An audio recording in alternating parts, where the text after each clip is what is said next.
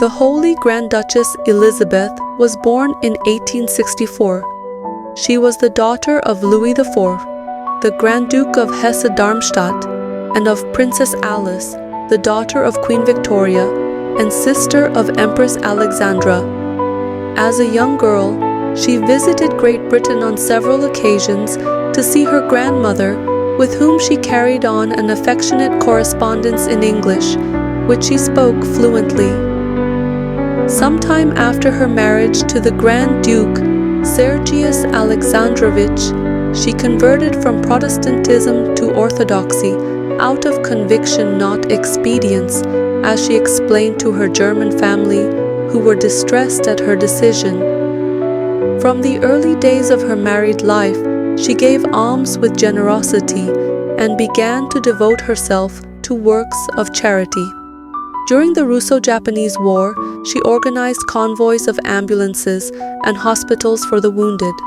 On 18th of February 1905, her husband, then governor of Moscow, was assassinated by a terrorist. The Grand Duchess accepted her widowhood with resignation, and after 2 days, she visited the assassin in prison in order to exhort him to repentance. She addressed a plea for clemency to the Tsar and prayed for the man for the rest of her life. Having decided to devote herself entirely to God, Saint Elizabeth sold her art collection and founded the Martha and Mary Monastery to undertake charitable works in Moscow. She was arrested by the Bolsheviks at Easter 1918, together with Catherine and Barbara, 2 nuns of the monastery. Catherine was freed soon after, but Barbara succeeded in remaining with Saint Elizabeth and shared her martyrdom. On the night of 18th of July 1918, the day after the assassination of the imperial family, Saint Elizabeth and other members of the Romanov family, who could not make contact with the Tsar, were thrown down a shaft of the Alapayevsky mine 200 feet deep. Their fall was broken by a wooden beam, and the voice of Saint Elizabeth could be heard leading the singing of the cherubic hymn.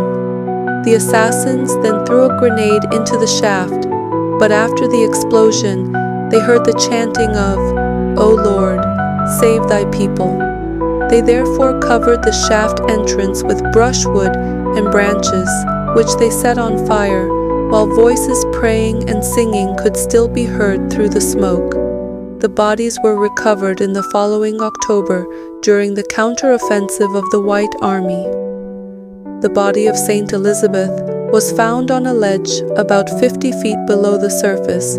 It was unbroken and uncorrupted, revealing that she had not been reached by the grenades and had stayed alive for a long time. The precious relics of Saint Elizabeth and of Saint Barbara were sent to Jerusalem, where they were enshrined in the church of the monastery of Saint Mary Magdalene, which had been built by the Emperor Alexander III.